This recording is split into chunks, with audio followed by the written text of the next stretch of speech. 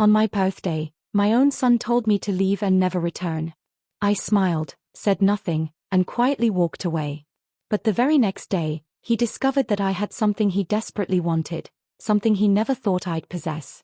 His regret was palpable, but it was too late. The first thing I noticed was the way the laughter in the room shifted. 1 second, there was polite chatter, forks scraping against plates, the clink of glasses. The next, it was as if the air had been sucked out. My son's voice cut through, sharp and cold. "Why are you still here?" The words weren't shouted, but they didn't need to be. Every eye in the room flicked toward me. The steam from the roast chicken I'd spent all morning preparing curled up between us, carrying the smell of rosemary and garlic. I stood at the head of the table, knife in hand, frozen mid-slice. It was supposed to be a small birthday dinner, just close family, a couple of neighbors who'd known me for years, and my son. I'd imagined laughter, shared stories, maybe even a toast.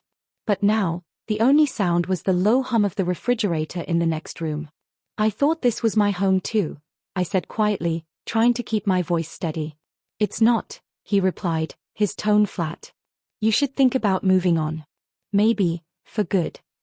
The neighbor, Mrs. Daniels, shifted uncomfortably in her chair. She reached for her glass of water but didn't drink. My daughter-in-law, Sarah, kept her eyes on her plate, shoulders tense.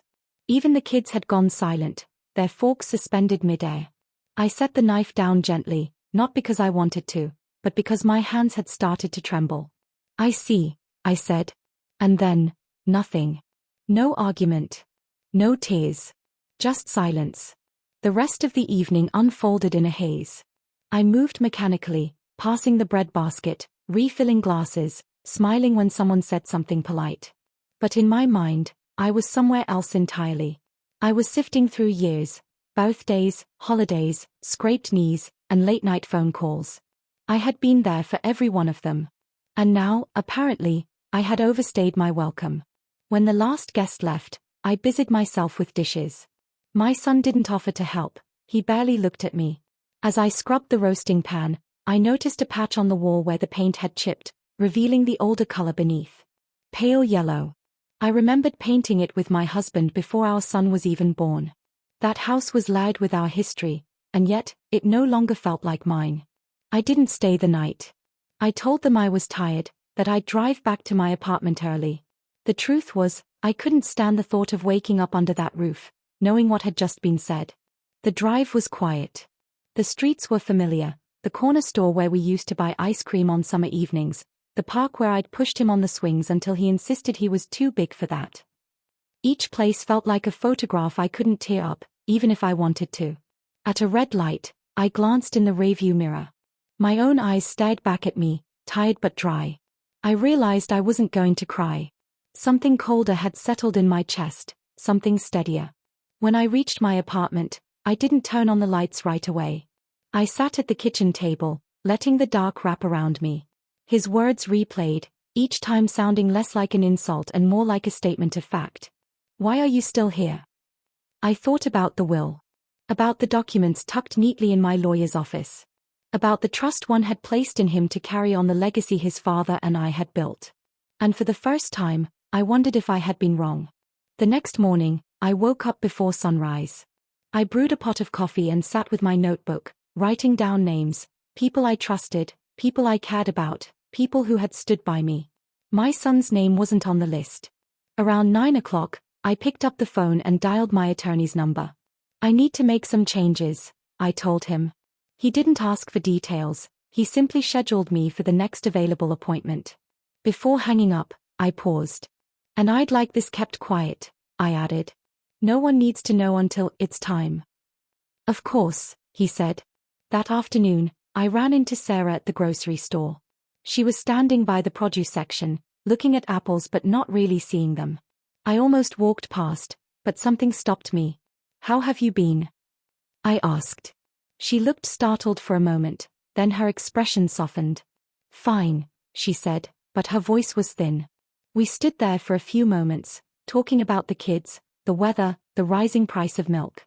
It was small talk, but I could sense the weight she carried, the same weight I'd seen in her eyes at the dinner table the night before. She didn't deserve the way he had treated her. Neither did the children. When I left the store, I felt a strange clarity. I wasn't just doing this for me anymore. I was doing it for them. That night, I opened an old photo album. Inside were pictures from birthdays past, my son blowing out candles, Sarah smiling beside him, the kids holding messy slices of cake. I traced my finger over each image, not with sadness, but with purpose. If he wanted me gone, then I would go. But I wouldn't go empty-handed. I would go with a plan. The next morning, I sat at the same kitchen table, the notebook from the night before still open. A faint ring from my coffee cup had stained the page, right beside the first name I'd written, Sarah. It felt like the first step of something irreversible. 2 days later, I was sitting across from my attorney in his narrow office. The air smelled faintly of leather and old paper, and the ticking of the clock on the wall was louder than it should have been.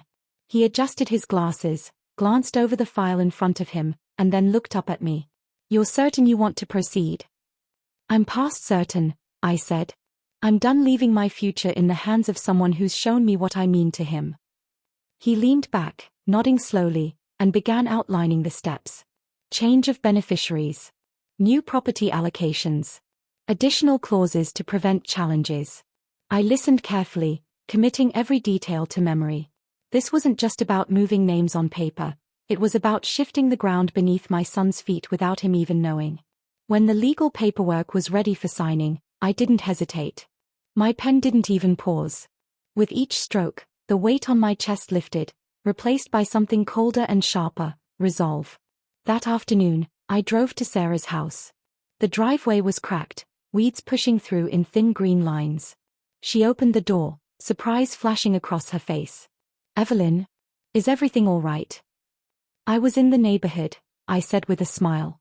"Thought I'd drop by." The kids were sprawled on the living room floor, working on a school project with colored markers. One of them, Emma, the youngest, ran up and hugged me without hesitation. It caught me off guard, the warmth of it. We sat in her small kitchen, mugs of tea between us. Sarah's walls were bare, save for a couple of school portraits taped up near the fridge. I noticed how she kept glancing toward the window, as if expecting someone to pull into the driveway. "Do you ever hear from him?" I asked. She shook her head. "Not unless it's about the kids' schedules. Even then, it's just formal. Like we're strangers." I didn't tell her what I was planning. Not yet. But I left that house knowing exactly why I would see this through. Over the next few weeks, I became a regular presence in their lives. I offered to help Emma with her reading, took the boys to the park on Saturdays, and brought over homemade dinners when I knew Sarah was working late. It wasn't charity, it was connection. The kind I'd been starved of for too long. Behind the scenes, my attorney and I worked quietly. I transferred a sum into a secure fund for the grandchildren's education. I prepaid the mortgage on a modest house near the university, ensuring they would have a place to live when the time came. I even added a small clause to my will, one that would make it impossible for my son to sell or claim the property Sarah and the children lived in. Every move was deliberate. Every choice, final. One Sunday afternoon, I found myself sitting in my son's living room again, invited for dinner. He was in good spirits, laughing, talking about some new business venture. The whole time, I kept my face pleasant, nodding in the right places. He had no idea the ground beneath him had already shifted. At one point, he turned to me and said, "You know, Mom, one day all this will be yours, or rather, mine." I sipped my tea and smiled. "We'll see." Sarah, sitting quietly at the end of the table, caught my eye. She didn't know the specifics, but I think she sensed something had changed. A week later, I had an appointment with the notary to finalize the last batch of documents. As I left the office, the sky was overcast, the air thick with the scent of rain. It felt like a quiet blessing, as if the weather understood the gravity of what I had done. I began keeping a small locked box in my apartment. Inside were copies of the new will, property deeds, and a letter I'd been drafting for months. The letter wasn't angry. It wasn't cruel. It was simply the truth, written in my hand, to be read after I was gone. Life carried on, and I played my part well. I attended birthdays, sent holiday cards, even brought small gifts for my son when he came to visit. He never suspected a thing. Then, one afternoon, Sarah called. "Evelyn, could you come by?" The kids have something to show you. When I arrived, the three of them were waiting with a large piece of poster board covered in photos and drawings. It's our family tree, Emma announced proudly. I looked it over, smiling at the way they'd drawn me beside them, with little hearts. I realized, in that moment, my son had already lost something he could never get back, the place I held in their lives. The months rolled on. My health began to slow me down, but I didn't fight it. I'd done what I needed to do. Everything was in place. The day the lawyer called Sarah and my son in for the reading, I wasn't there. I was resting. But I can imagine the scene clearly, my son leaning back in his chair, expecting to hear his name again and again. And then, the color draining from his face as the truth unfolded. Somewhere in that moment, he would realize it hadn't been sudden. It had been years in the making, quiet and precise. And by then there was nothing he could do.